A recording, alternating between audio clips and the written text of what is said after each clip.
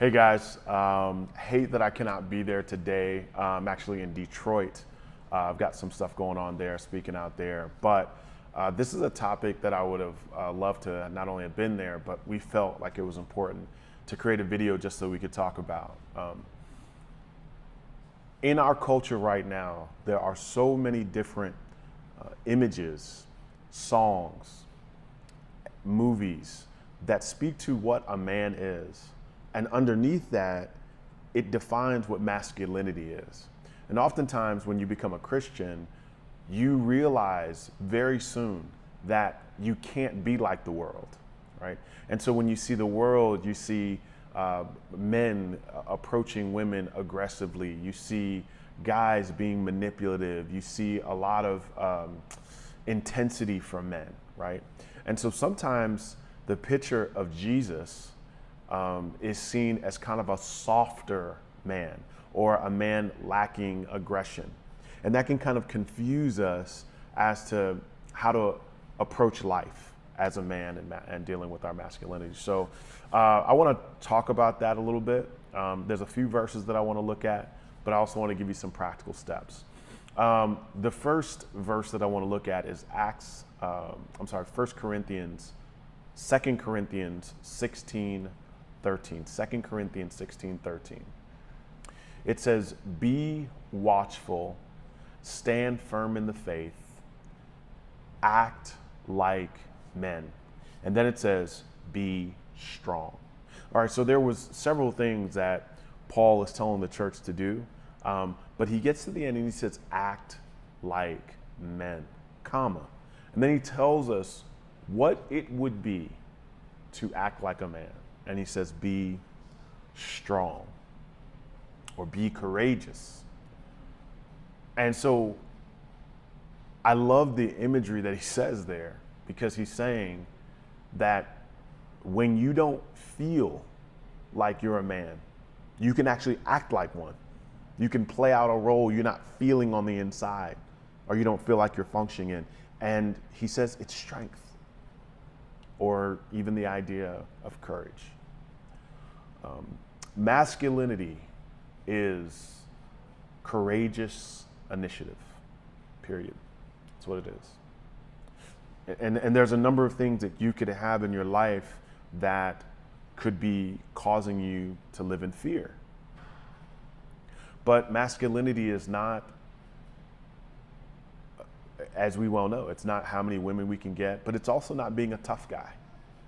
It's not being the person that sucks in all the attention in the room, that always has the right answer, that lives with kind of this omnicompetence that they can never be wrong. Masculinity and always being confident aren't the same thing.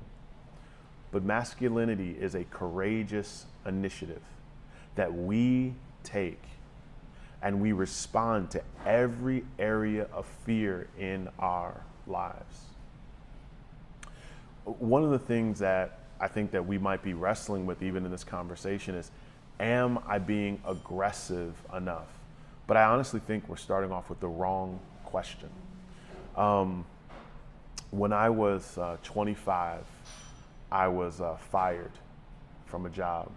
I was not really qualified for it, but I was always a good interview. And so once I interviewed for that job, I found myself now being in a position to, I was a manager, I was making good money, and I was about to ask Natasha to marry me.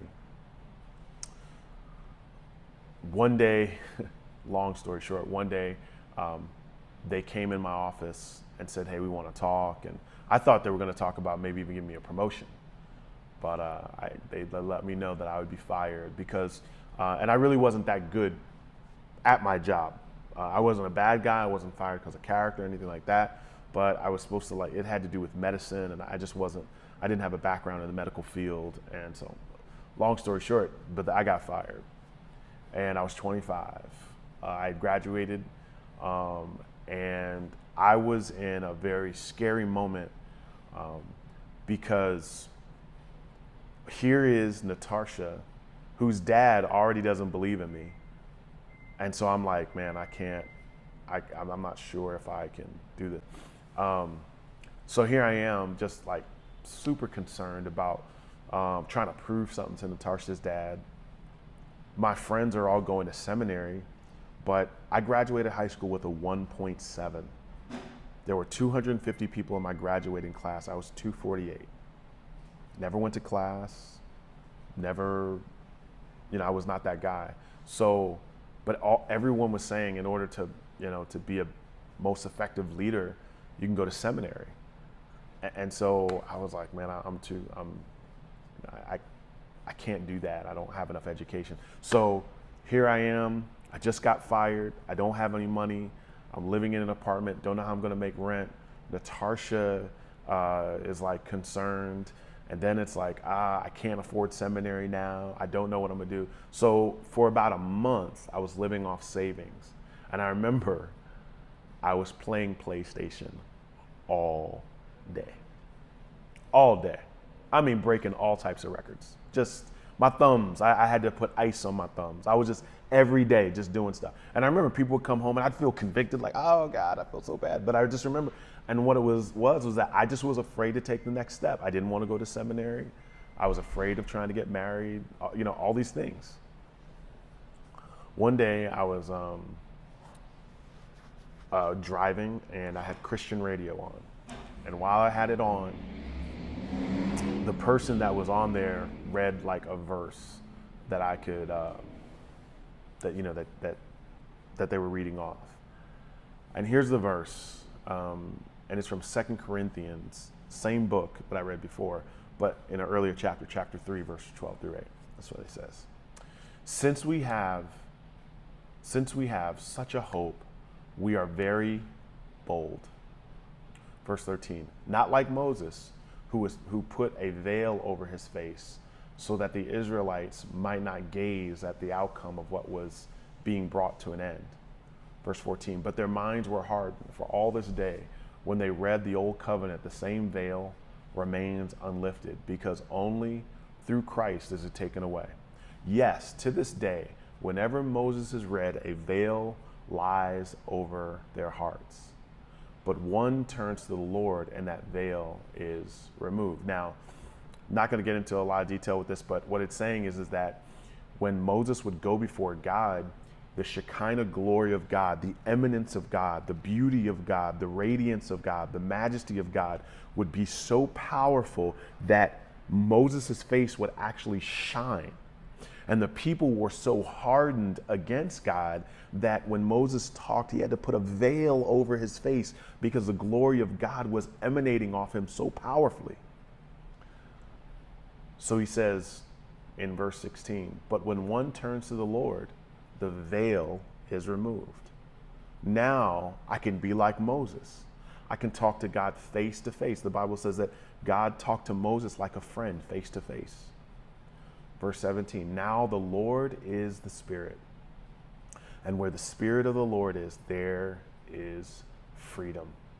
Verse 18, and we all, with unveiled faces, behold the glory of God and are being transformed into the same image from one degree of glory to another. For this comes from the Lord who is Spirit.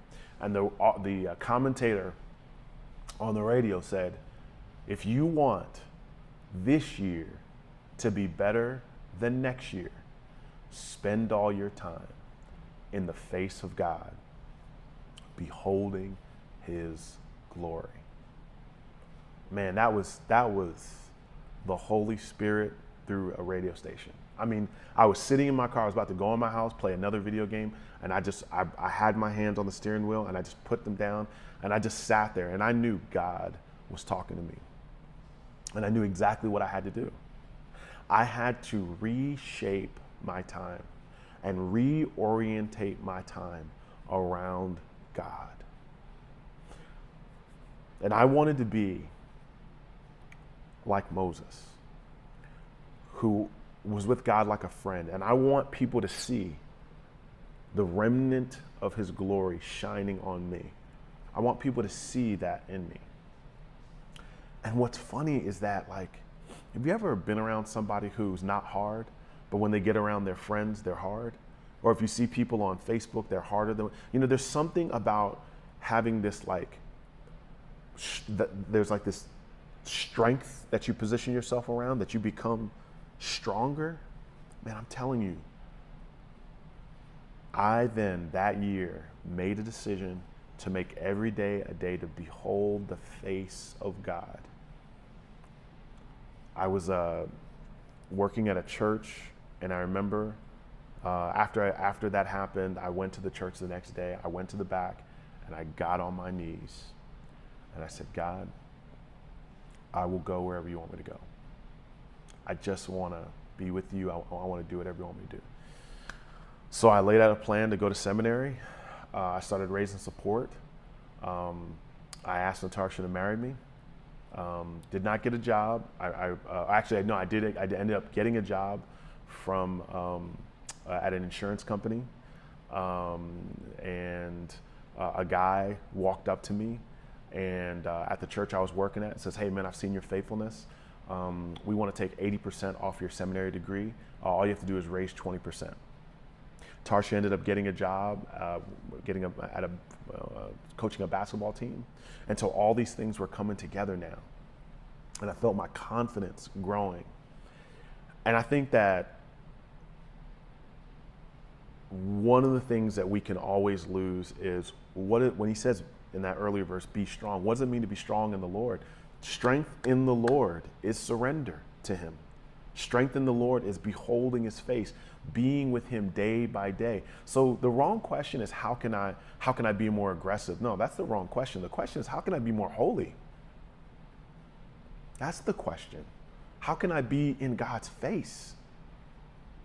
Oh man, am I going to be a man? Am I tough enough? Those are all the wrong questions. The scriptures spend less time asking us how to be a man or how to be a woman. The scriptures spend more time trying to teach us how to be a child of God, how to be with him. And so my encouragement to our brothers is just a really simple question. Do you spend time with God? Real time. Do you send invitations to him to be involved with your fears? Think right now, what are your greatest fears? Just right now, what am I intimidated by?